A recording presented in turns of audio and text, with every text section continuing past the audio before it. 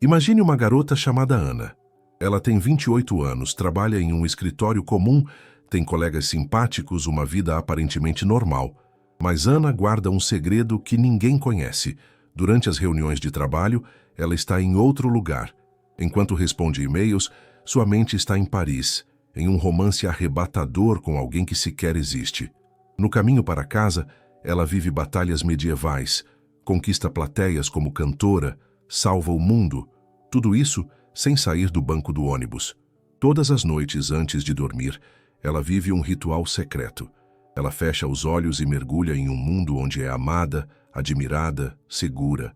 Lá, ela é uma artista famosa, vive um romance perfeito e controla tudo ao seu redor.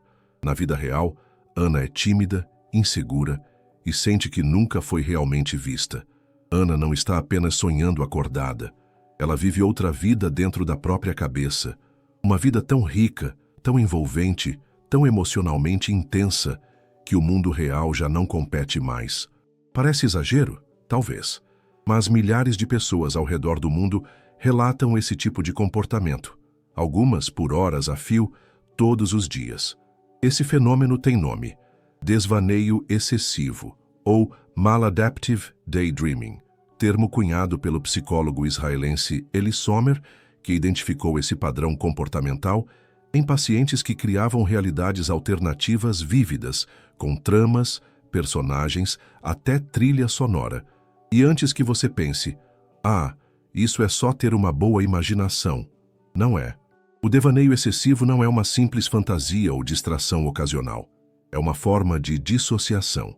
Uma fuga tão intensa que pode sequestrar sua atenção por horas, afetando sua vida social, seu trabalho, sua saúde. E o mais assustador, muitas dessas pessoas sabem que estão presas dentro da própria cabeça, mas não conseguem sair. Agora eu te pergunto, por que a mente humana faz isso? O que há de tão doloroso no presente que nos obriga a construir refúgios mentais tão complexos? Neste vídeo, vamos mergulhar nas causas profundas do devaneio excessivo, explorar o que a psicologia e a filosofia têm a dizer sobre isso e entender como é possível transformar esses mundos internos em algo que realmente sirva à sua vida e não que te aprisione. Mas antes de continuar, deixa eu te dizer uma coisa.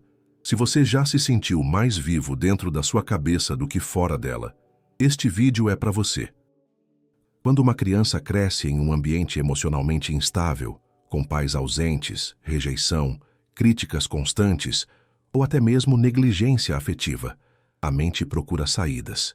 Ela aprende desde cedo que o mundo real pode machucar, e é aí que o devaneio surge, muitas vezes, como um recurso de sobrevivência. Imagine alguém que ainda na infância se sentiu invisível. Ninguém prestava atenção, ninguém ouvia suas dores.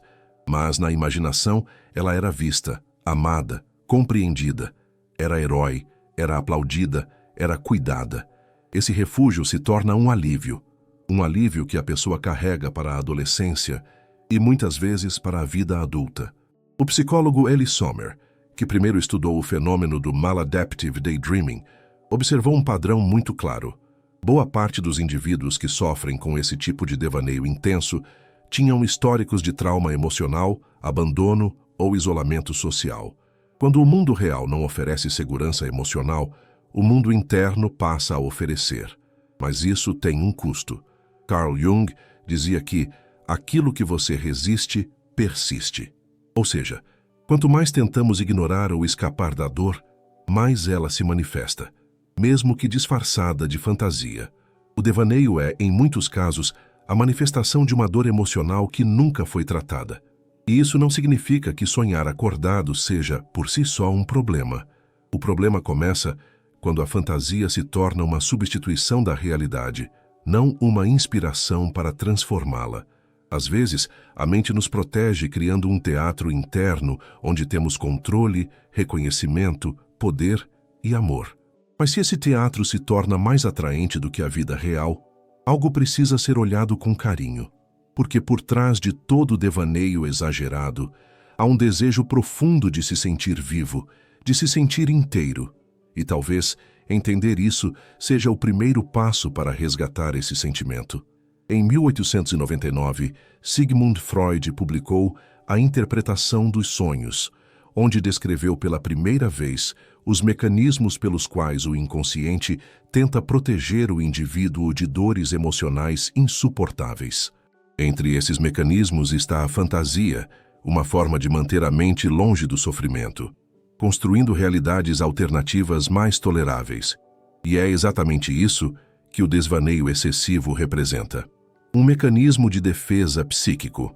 Quando a realidade não oferece conforto, afeto, validação ou segurança, a mente cria.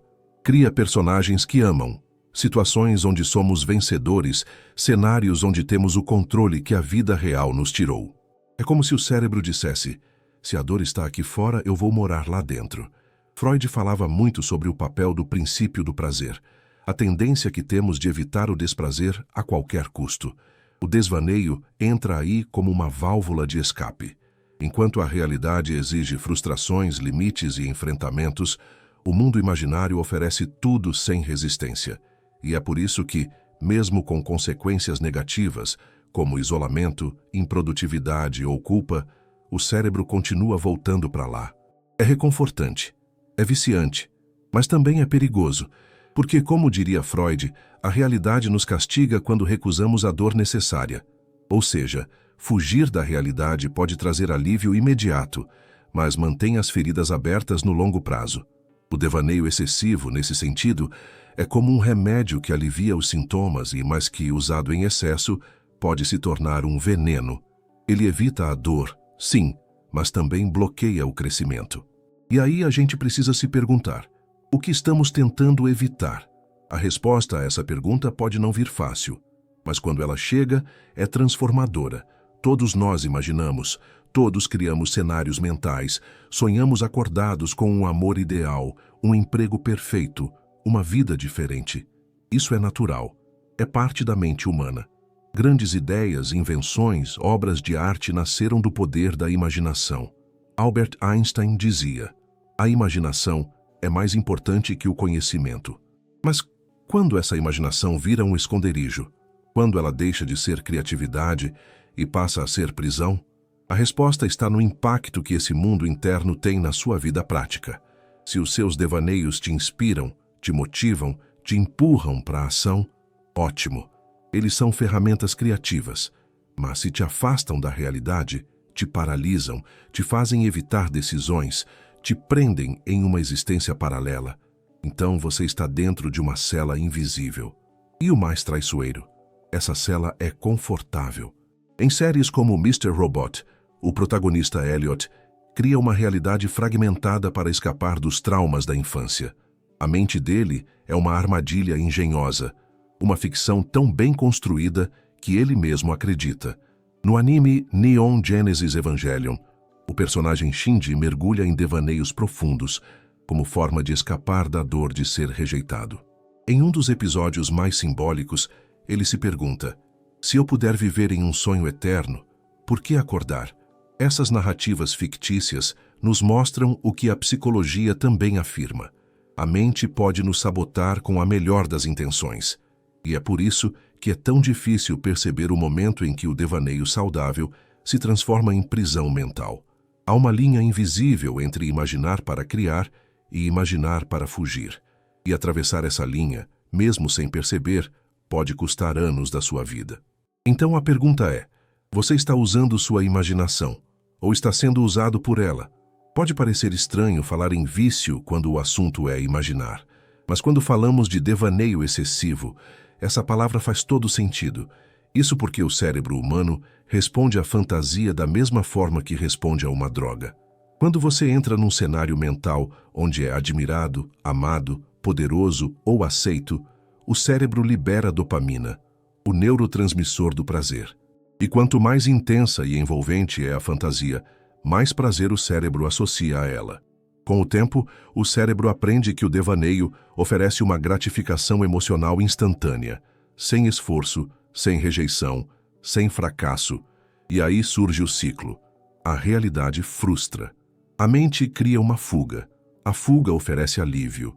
O alívio reforça o comportamento e o ciclo recomeça. A pessoa começa a antecipar momentos de isolamento para mergulhar em seus enredos.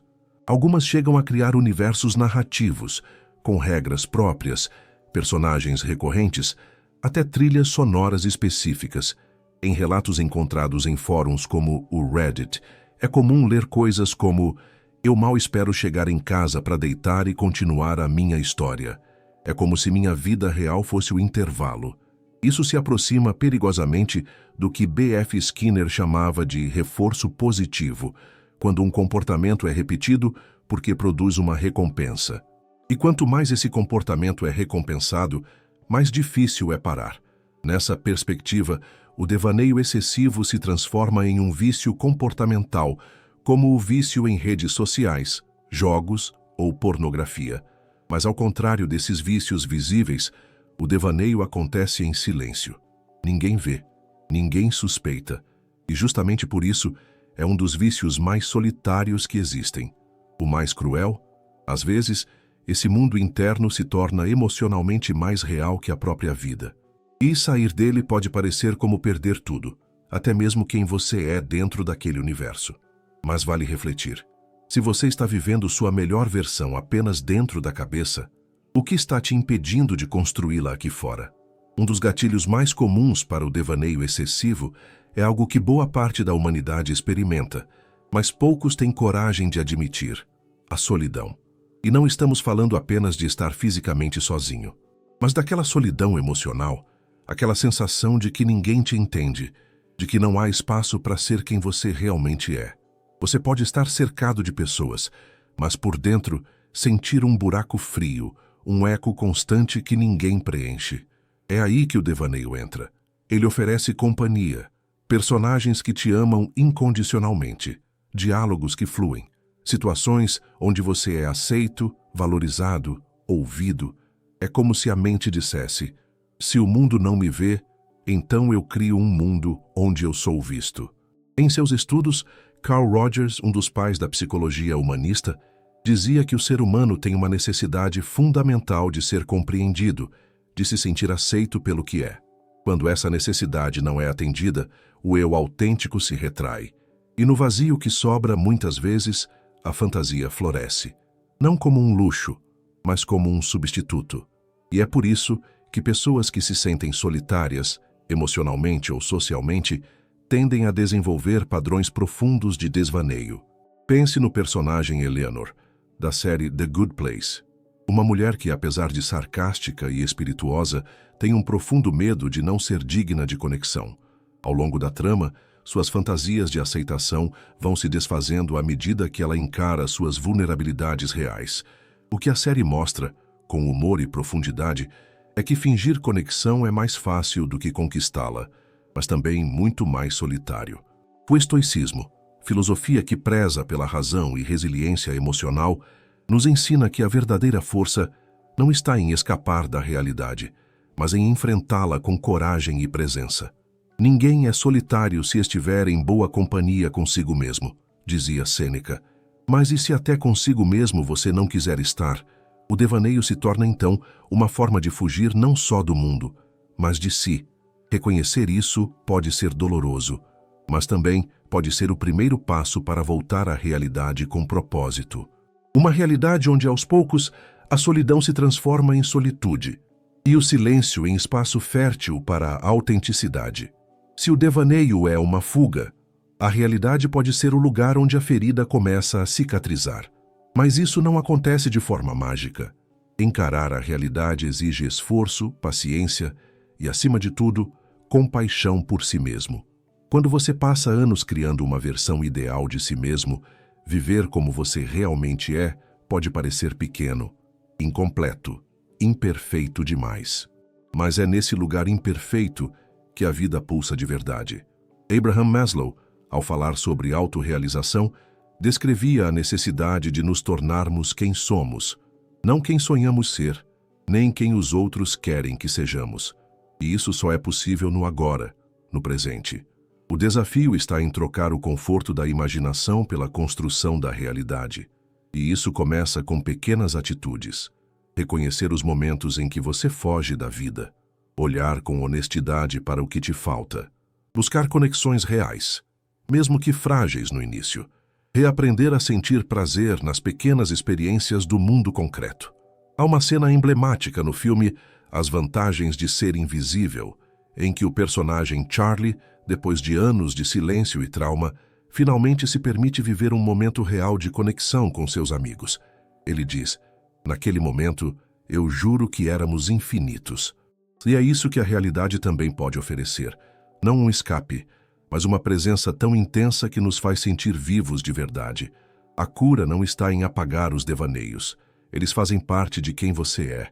A cura está em equilibrar, em trazer o que há de mais bonito na sua imaginação, para dentro da sua prática diária.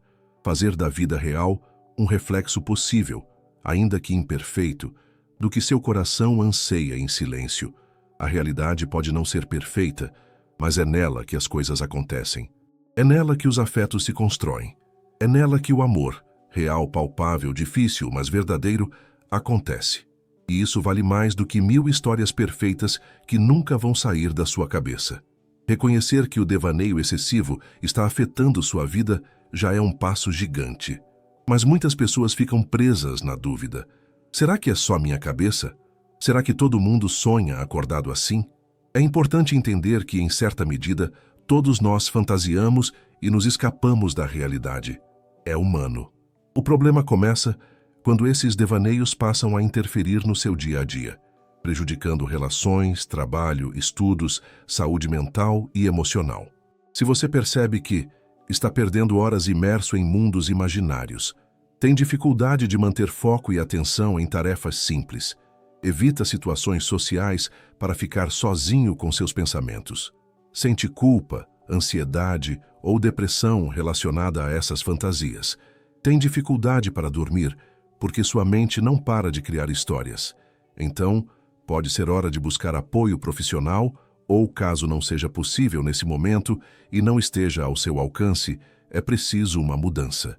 Agora que entendemos o que é o devaneio excessivo e seus impactos, vamos falar do que você pode fazer para retomar o controle da sua mente e da sua vida. A boa notícia é que, assim como qualquer hábito, o desvaneio excessivo pode ser transformado com práticas conscientes e consistentes. Aqui estão algumas estratégias valiosas. 1. Mindfulness e atenção plena. Praticar o mindfulness significa treinar a mente para estar no momento presente, observando seus pensamentos sem julgamento. É um convite para sair do piloto automático e perceber quando você começa a viajar na sua imaginação.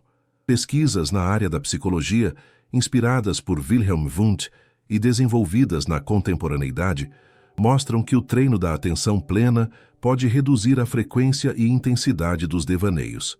2. Anote seus devaneios. Parece estranho, mas escrever o que você está imaginando ajuda a tirar a fantasia da mente e colocá-la no papel. Isso permite analisar esses cenários com mais distanciamento e, aos poucos, diminuir o poder que eles exercem sobre você. 3. Estabeleça rotinas e metas realistas. Um dos gatilhos do devaneio é o tédio e a sensação de vazio. Ter uma rotina organizada e objetivos pequenos e alcançáveis ajuda a ocupar a mente com o real, reduzindo os espaços para a fuga. 4. Cultive conexões reais. Buscar relacionamentos genuínos, mesmo que desafiadores, é fundamental para preencher o vazio que o devaneio tenta suprir. Por fim, lembre-se do ensinamento do budismo. A mente é um excelente servo, mas um mestre cruel. Aprender a governar a própria mente é a chave para transformar o devaneio em uma aliada, e não em uma prisão. Chegamos ao fim desta jornada pela mente e seus labirintos de devaneios. Ao longo do vídeo, vimos que criar cenários imaginários é parte da nossa natureza, um dom que pode nos levar à criatividade e à esperança.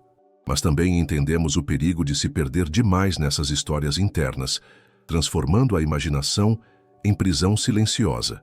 O que importa, no fim, é o equilíbrio. Você tem o poder de escolher quando navegar nesses mundos e quando retornar para a vida que pulsa do lado de fora da sua cabeça. Como disse Carl Jung, quem olha para fora sonha, quem olha para dentro desperta. Agora, Te convido a olhar para dentro, não para se perder, mas para se encontrar. Comece com pequenos passos. Observe sua mente, questione seus devaneios e, acima de tudo, viva, com toda a imperfeição, beleza e desafio que a vida real oferece. Se este vídeo te ajudou a enxergar um pouco mais sobre seus pensamentos, inscreva-se no canal para receber conteúdos que te ajudam a entender a si mesmo e o mundo ao seu redor. E lembre-se, sua mente é um universo infinito e você é o explorador. Que sua jornada seja consciente, corajosa e verdadeira. Até o próximo vídeo.